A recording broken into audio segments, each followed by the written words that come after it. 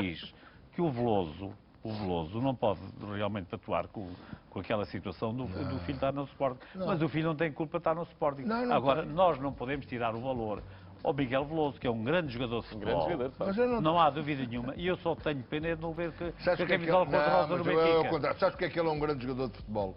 Que é no Sporting porque não tem lá outro melhor para lá pôr. Se fosse no Benfica nunca podia ser titular, porque o Benfica tem lá melhor. É a minha opinião. Tem lá melhor. O Benfica tem lá melhor. E como tem lá melhor, ele nunca podia, mas o Miguel Veloso é um jovem jogador. Mas está certo, está certo, é um jovem. Mas o pai, como capitão de equipa, não pode ter dito que gostava que o Sport ganhasse como o filho lá está. Não pode ser do Benfica.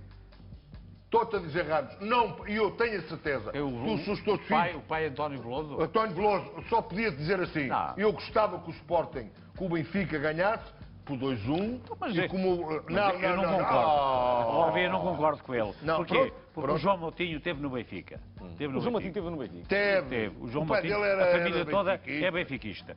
O João Pinto, filho, esteve no Benfica. O Miguel Veloso esteve no Benfica. Só que houve um período que infelizmente não vale a pena estarmos aqui a falar, porque realmente aquilo foi um período negro do Benfica. Não vale a pena. Mas já lá vamos. E onde é que aquela gente toda, inclusivamente o pai João Pinto, foi corrido ele no Benfica, porque ainda o João Pinto hoje tem categoria para jogar no Benfica. Isso é uma das poucas coisas que nós estamos de acordo. E o filho, que eu já vi jogar algumas, não muitas vezes, mas vi já jogar meia dúzia de vezes, vai ser um grande jogador, seja como o meu pai, mas que realmente foi aquele período negro que o Benfica atravessou. O período coincidiu com a presidência do Valdezete. Eu não queria falar... Com o gatuno, com o ladrão, com o vigarista do senhor... Pronto, necessito o nome. Também não é? Ninguém é preso... Não, Fernando, eu nunca fui preso. Porquê? Sabes porquê? E tu também não. Penso eu, gente. Somos pessoas de bem. Só quem vai preso são os vigaristas, os gatunos, os ladrões. Se ele lá teve 4 anos, não foi para dar milho aos pombos no Rossio que o prenderam. Não é verdade? Pronto, mas isso, fim de situação. Máximo e Bárbara, temos que ver aqui a edição do Jornal do Mal, a edição da penúltima emissão do Boa Noite Alvim, com o João Carlos.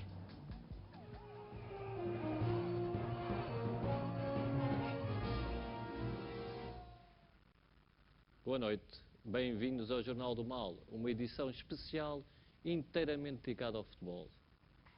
Não posso começar sem enviar saudações para o Barbas, conhecido benfiquista e inventor da receita almôndegas com rabo de cavalo. Maria Fernanda Freitas de Sousa, a autora do livro escrito por Carolina Salgado, Eu, Carolina, vai ser testemunha de Pinto da Costa. Maria Fernanda declarou ter descoberto que muitas das histórias contadas por Carolina Salgado eram falsas. A começar pelos episódios da aerofagia de Pinto da Costa. Segundo a autora, é verdade que cada vez que ele soltava um flato, ela acendia um cigarro. Mas em contrapartida, ele acendia um cigarro cada vez que ela abria a boca para dizer alguma coisa.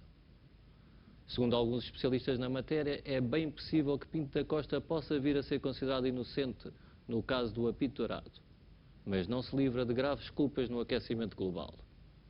Pela minha parte, depois de ter lido Eu, Carolina, cheguei à conclusão que o Luís Filipe Vieira já deve ter sido casado com Pinto da Costa. Digo isto porque eles não se podem ver e passam a vida a falar mal um do outro. De qualquer forma, penso que a infância de Pinto da Costa explica muita coisa. Segundo sabe, quando era criança, o presidente portista teve problemas de integração e era uma criança tão solitária que, para ter com quem brincar, inventou um inimigo imaginário. O massagista Rodolfo Moura abandonou o Benfica por discordar da revolução que sofreu a estrutura do Departamento Médico do Benfica.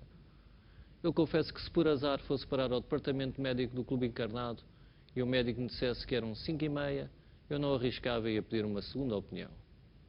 O ex-massagista do Benfica declarou ao Jornal do Mal que depois do que se passou no último ano, resolveu alistar-se nos Médicos Sem Fronteiras para ver se descansa um bocadinho.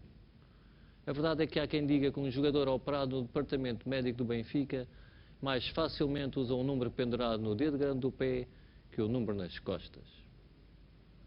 Basta olhar para as recentes exibições do Sub-20 e Sub-21 para chegar facilmente à conclusão que o Zé Coceiro não tem capacidade para treinar Sub-20. Ele devia estar a treinar o Sub-2, porque é uma idade da qual a maioria das pessoas não tem recordações. Correm rumores que o Arsenal terá adquirido o passe de Quaresma, uma vez que o jogador foi visto a comprar uma relote na zona norte de Londres. Vítor Bahia foi recentemente nomeado diretor de Relações Externas do Futebol Clube do Porto. O nome do cargo foi inventado por Pinto da Costa, apesar de Reinaldo Teles preferir Soraya. Mas as homenagens ao antigo guarda-redes desportista não ficam por aqui. O Jornal do Mal teve conhecimento que está a ser organizado um jogo de despedida a Vítor Bahia. Sabe-se que será após o estágio da Holanda e que as equipas poderão ser um misto de antigos e atuais companheiros de guarda-redes. A única dúvida é saber se Vítor Bahia vai ser convocado. Não penso que não sou só eu que estou farto de ler notícias sobre falsos reforços que enchem as capas dos jornais desportivos portugueses. O jornalista desportivo no Defeso, em vez de inventar transferências, devia continuar a fazer o que costuma fazer durante o resto do ano. Ou seja, a escrever sobre os erros dos árbitros. Eu sei que não há jogos, mas isso não é desculpa. Basta usar o seguinte método.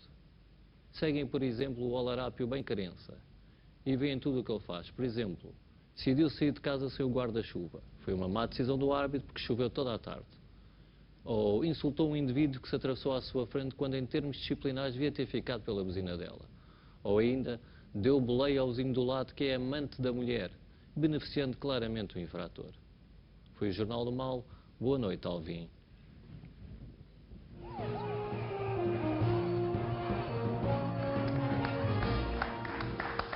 Está João Quadros com a edição do Jornal do Mal. Voltamos aos nossos convidados, Máximo e também o Barbas. Temos de falar sobre a arbitragem. Qual foi o árbitro que gamou mais, surrupiou mais o Benfica? Fala-se muito do Olegário Benquerença, que, ao que tudo indica, favorecia em demasia o Futebol Eu acho Porto. que há 15 anos esta parte não houve arbitragem nenhuma a favor do Benfica. O Benfica lutou contra tudo e contra todos. E não há dúvida nenhuma, quer se queira, quer não, depois disto tudo o que aconteceu, houve uma mulher que apareceu no meio disto tudo, que deu volta realmente à realidade que se passa no futebol português. Que é a Leonor Beleza? Não. Então... Essa era dos homofílicos. Carolina Salgado.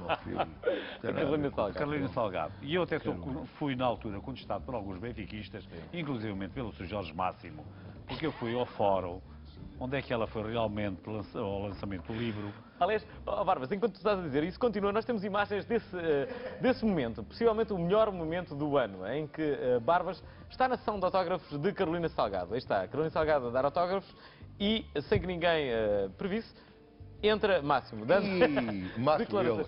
Máximo, continua, mas depois vou-te fazer uma pergunta, que é, o que é que estavas lá a fazer? Não, eu não estava lá, ele é que estava. Barbas, desculpa. Não, eu estava lá e fui apoiá-la.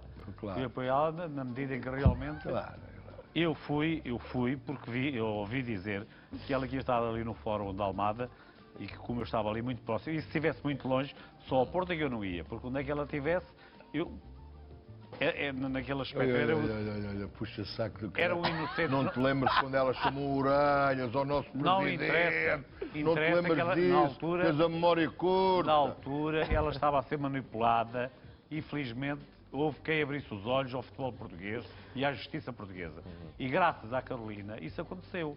E, presentemente, toda esta evolução que está a ter, a realidade e a honestidade que está a aparecer no futebol português e que vai aparecer, nós podemos agradecer a ela. Isso não há dúvida nenhuma, não restam dúvidas. Foi uma mulher que venha de onde é que veio, o meio que veio, mas pelo menos foi intitulada como esposa do Sr. Pinto da Costa. E o Sr. Pinto da Costa não teve beijo nenhum em levá-lo ao Papa a Roma. Foi lá ao beijamão do Papa. E era ele, na altura, ele considerava como mulher dela. Como mulher dele, aliás. Desculpe pelo... Mas o que é certo é que ele levou-a lá. E ela era a primeira-dama do Futebol Clube do Porto. Por isso mesmo, eu dei-lhe o valor, porque realmente ele tentou dar a volta, mais uma vez, por cima, mas apareceu uma mulher na vida dele que disse, chega, porque o que estava a passar a nível do futebol português, não só a nível dos três grandes, mas a nível geral do futebol português, era demais. Porque o Sr. Pinto da Costa, é da pessoa que menos gosta em Portugal. Porque ele punha o futebol em Portugal, há 15 anos esta parte, onde é que queria. Mandava o Belenenses para a segunda divisão, o Portimonense, o Campo Maiorense. Nós temos sem futebol, desde de Lisboa até o Algarve, temos sempre futebol. Graças ao Sr. Pinto Costa, porque era tiros no Restelo, era o Estádio Portimonense partido, era o Campo Maiorense até